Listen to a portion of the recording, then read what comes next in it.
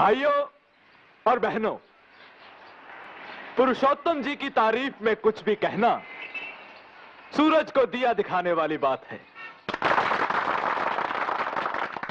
आज दशहरे का शुभ दिन है। कई बरस पहले पुरुषोत्तम जी ने इसी रोज भ्रष्टाचार के रावण को मारने का संकल्प लेकर गरीबों की एक अलग पार्टी बनाई थी। मैं पुरुषोत्तम जी से अनुरोध करता हूं कि वो इस दोहरे शुभ दिन पर आप सबको अपना संदेश दें, अपनी सीख दें। भाइयों और बहनों, चरणदास जी जो हमारी और आपकी पार्टी की ओर से मुख्यमंत्री पद के उम्मीदवार हैं, एक बात गलत बोल गए। मैं यहां आपको सीख देने के लिए नहीं, आपसे सीख लेने के लिए आया हूं। आप गरीब भाई बहन ही मुझे सिखा सकते हैं इंसान क्या होता है, इंसानियत क्या चीज है। कौन हमारा, किसके हम? ये अपनापे के रिश्ते भी बस गरीब लोगों में ही होते हैं। अमीर और अय्याश तबका तो न अपनी मां का सगा है और न भारत माता का सगा है। बेईमान नेता, बेशरम सेठ, बेदत बुद्धिजीवी और बेरहम गुंडे इस देश को बेमुरवत होकर लूट रहे हैं। गरीबों के खून पसीने से अपनी खुशहाली की फसल सींचने वाली इस चंडाल चौकड़ी से लड़ने के लिए और भारत से भ्रष्टाचार को मिटाने के लिए मुझे आप लोगों की मदद चाहिए। मुझे लंबी चौड़ी बातों में विश्वास नहीं है। मैं सिर्फ इतना कहता हूं कि चरणदास की सरकार सच्ची और साफ होगी। वो पाप का मुंह काला और पुण्य का बोलबाला कराएगी। पुरुषोत्तम एक आया है।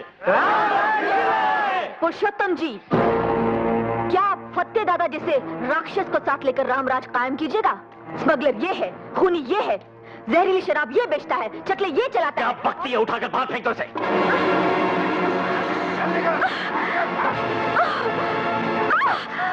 ठहरो, रुक जाओ। ये क्या कर रहे हैं आप? हैं? शर्म नहीं आती आप लोगों को माताओं बहनों पर हाथ उठाते हुए?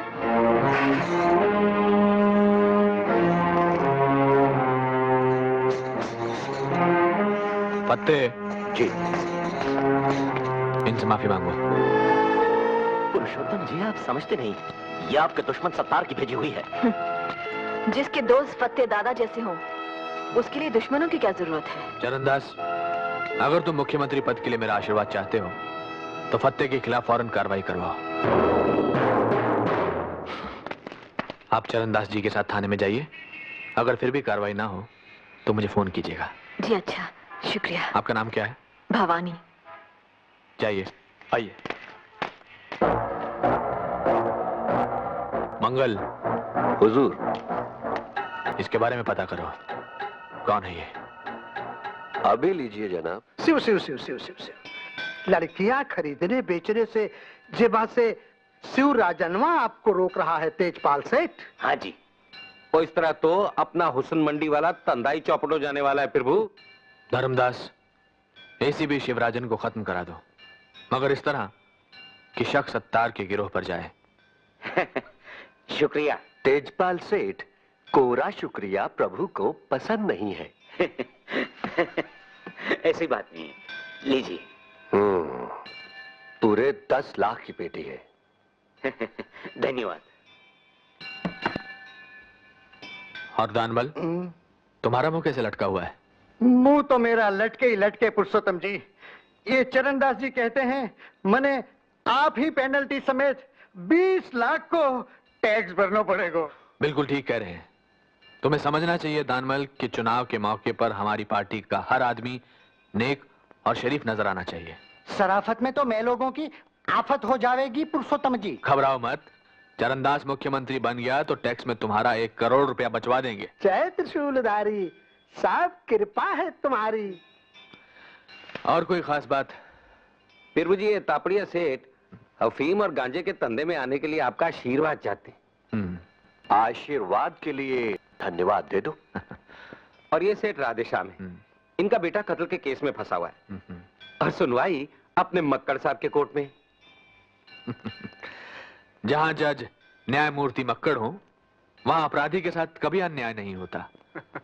जरा राधे श्याम जी को उनके बेटे की जान की कीमत बता दो। हाँ? फकत 1 लाख? फकत 1 करोड़ जी। प्रभु जी की इकाई अब करोड़ से ही शुरू होती है। प्रभु जी, अब तनी नीचे चलकर विश्राम कर लिया जाता। विश्राम करने से पहले जरा ये भी पढ़ लिया जाए प्रभु जी।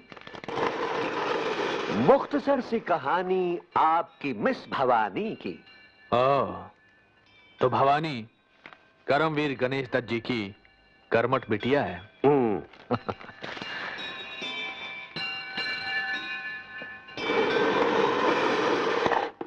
फत्ते को आप अंदर करवा दिए, इसे तमाम साथी लोग दुखी हैं। चुनाव के समय जनता को खुश करना जरूरी होता है, साथियों को नहीं। पुरुषोत्तम जी, ये काम आप भवानी को खुश करने के लिए किए। जेवा से औरत आपकी सबसे बड़ी कमजोरी है। भवानी तो हमारी ताकत बनेगी धर्मदास, कमजोरी तो फत्ते है। फत्ते हमारा आदमी है, कंगला टोला के सारे काले धंधे वो हमारी खातिर चला रहा है। इसीलिए वो हमें कंगला टोला कभी खाली कराने नहीं देगा। तुम्हें पता नहीं कि कंगला टोला की जमीन कितनी कीमती है, और वैसे भी उसका क्या भरोसा, कभी भी सत्तार की गुट में शामिल हो सकता है। वो सब तो ठीक है, मगर वो भवानी गणेश दत्त की बिटिया है। वो भी हमारे लिए उसी तरह काम की साबित होगी जैसे गणेश दत्त हुआ था। जाओ, भवानी का सिक्का जमाओ और भुनाओ, हम भोग लगाते हैं। प्रभु।